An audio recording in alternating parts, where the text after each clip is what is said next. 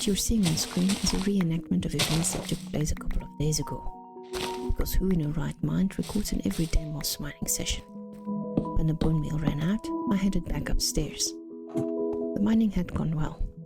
There'd been a bit of a storm earlier on, but nothing serious, and I'd gathered a lot of resources. And then as I turned this corner, feeling hit me. Something's wrong. I looked up. Blake? I shot up the stairs. Blake?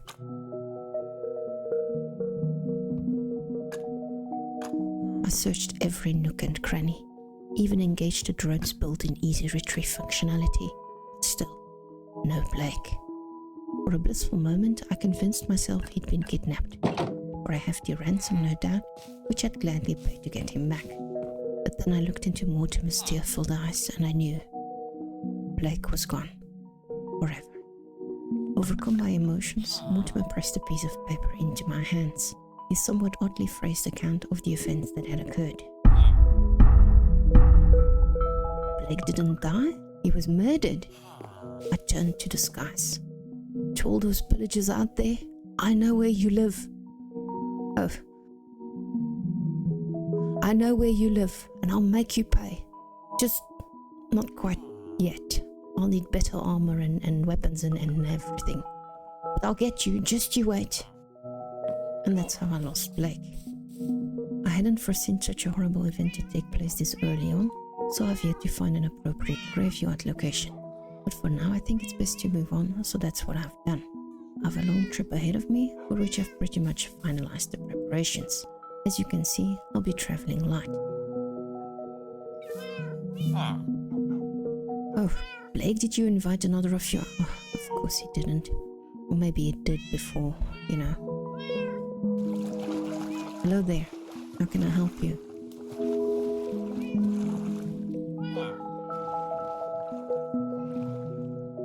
Right, so Yoko over there wants to move in. She came all the way from the desert village I discovered a while back. You know, the one where the villagers had their heads stuck in the ceiling. And seeing as I have a room vacant, I might as well let her stay.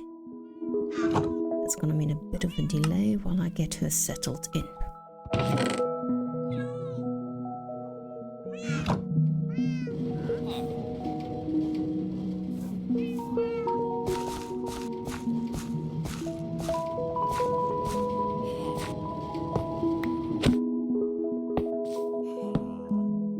Yoko, meet Mortimer. Mortimer, this is Yoko. They seem to be getting on okay. Anyway, she's up here now and they can help manage the communication station.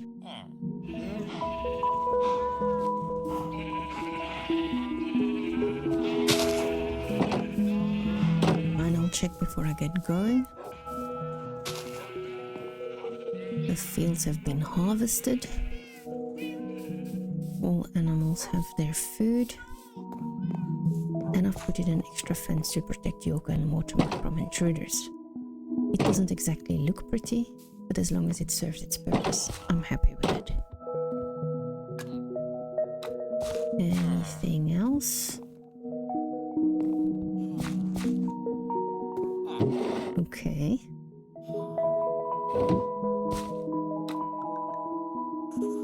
Surprise at number. Well, HQ sure wants me to get going. They're notoriously impatient.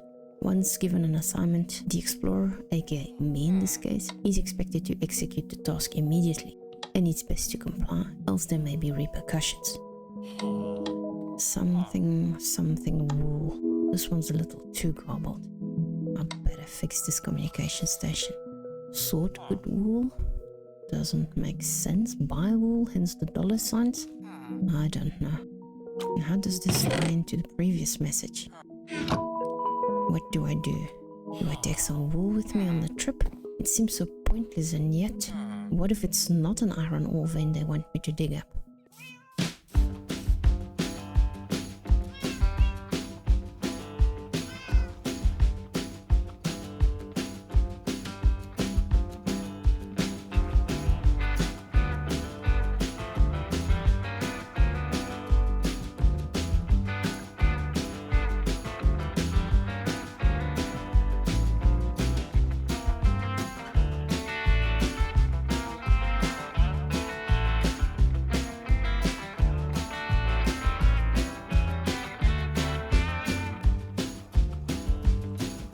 This narrow passage I'm going through is a recent addition. I dug out several smaller sections along this route from the base over here to the village Yoko comes from. That's probably how she got to my base. Anyway, I need another signpost because for some or another reason I always want to turn left here instead of going straight.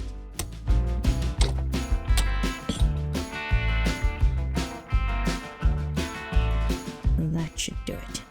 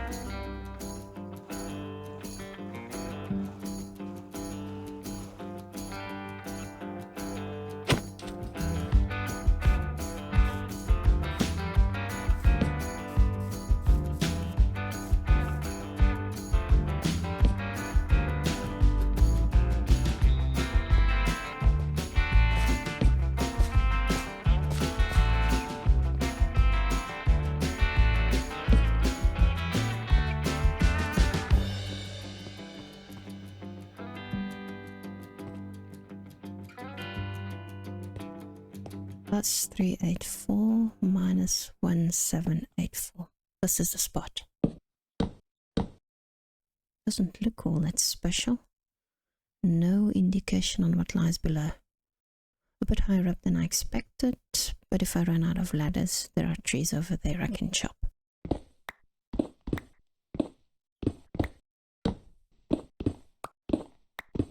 I'm at Y15. I've come across a bit of gold, but no signs of any iron. No signs of an iron ore vein either, but I'm not sure those are found at a specific Y level. So I guess I'll keep on digging.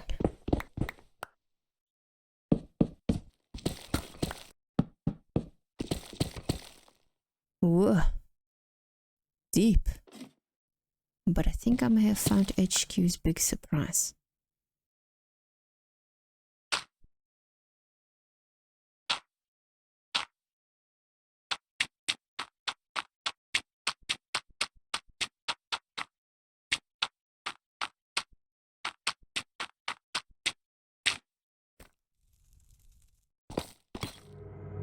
Not the vibe I was hoping for.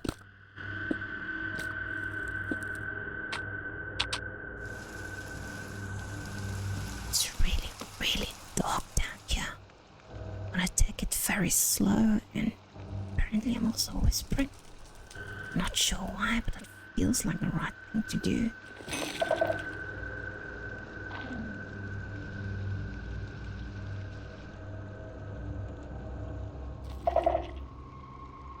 As I can see, and that's really not far at all. No other creatures are down here, and yet I don't feel safe.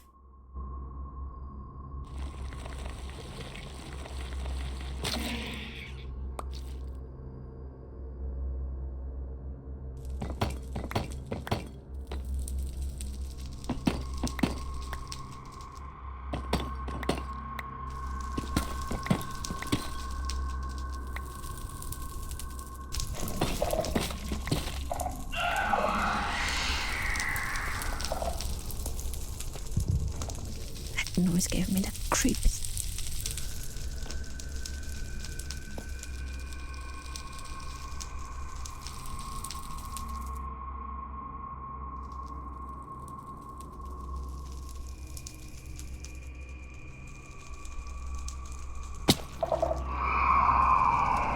That doesn't sound good.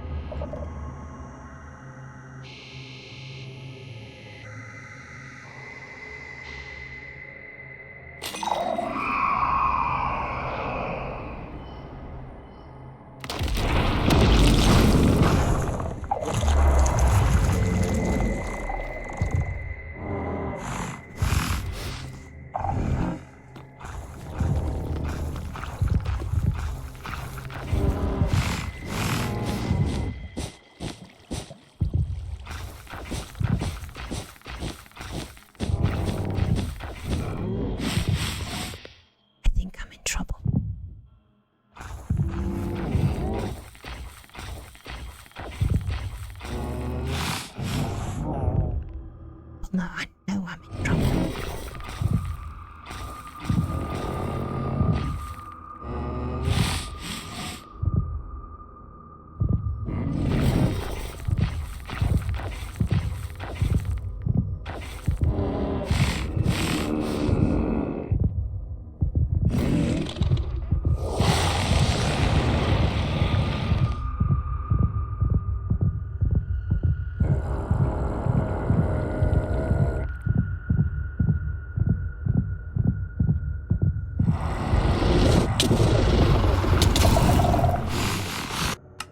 Quick check. Phew, it worked. I was certain the auto-revive function was gonna kick in, but I was worried about the auto-recover feature I requested, particularly after HQ screwed up my initial materialization on this planet. Details to be found in my first ever report. In case you don't know, auto-recover is similar to auto-revive, but it gets applied to your personal belongings. So when you die, not only do you get revived, but your stuff gets automatically retrieved, and you do not need to frantically go look for it. Still feeling a little nauseous though from going through the auto-revive cycle, so I'll be chopping trees for a while longer. The wood won't go to waste because I need tons more torches to light up that dark place down there.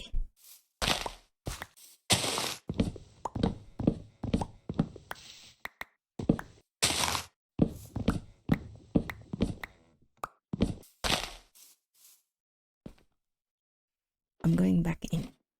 Strangely enough, that first death has given me lots of confidence. I feel I know better what to do, also because I now know what the HUD warnings mean. If it says warden approaches or warden closes in, I better be careful, it should be alright. Anything after that, I'm as good as dead.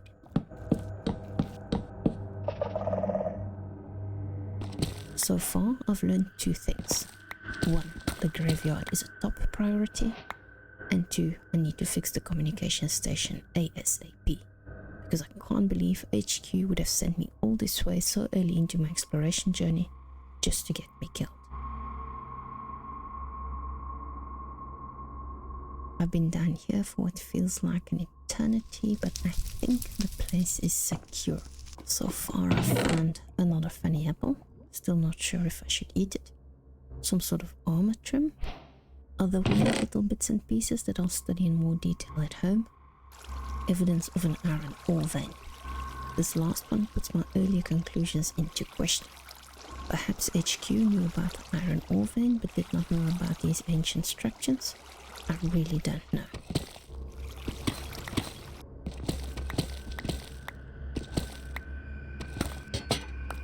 I'm on my last tour now to collect any stuff I deem valuable. For further study, of course. Like these materials have clearly been infected and should be removed.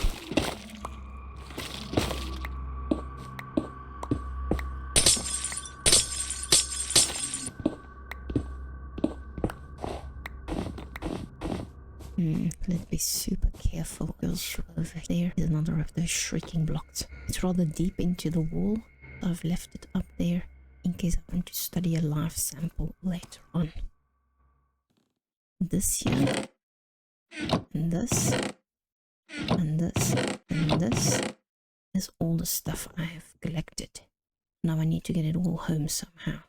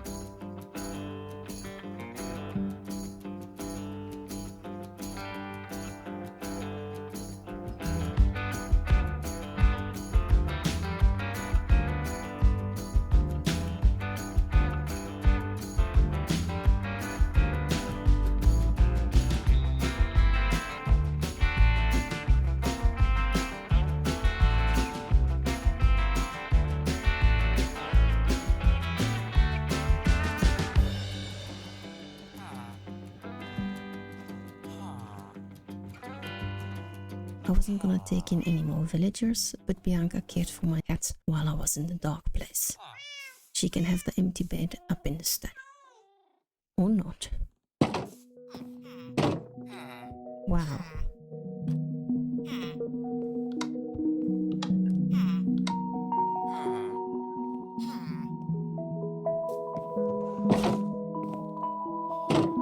Before I sign off on this mission report, there's one more thing I want to do, and that is to build an iron farm. I've already dug out the area and collected the materials, so let's go. The technical side of this farm is based on the principles and mechanics as laid out by ianxofour. He was one of the lecturers on an exclusive 3-week training program that I got to follow right after signing up for this mission.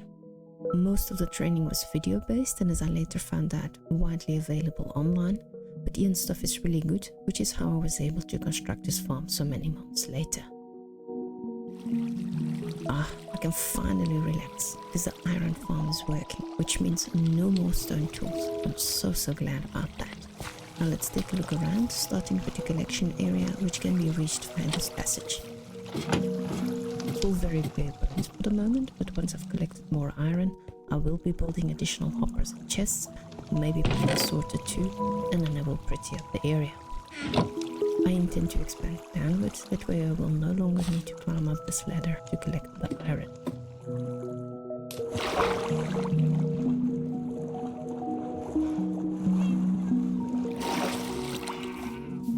Actual farm is accessible from the base. If I go up this way... Now this thing worked wonders for the villagers' transport, including the mine carts.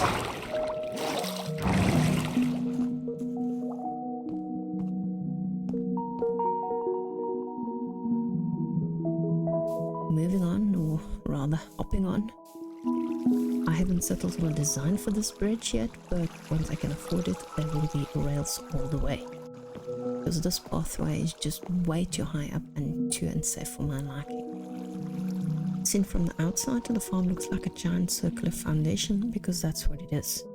The plan was always to put another building on top, which I'm still gonna do, but given recent events, I think it's gonna have to be a new, bigger antenna so that I get better reception. Let's wait for an iron golem to appear. There he is.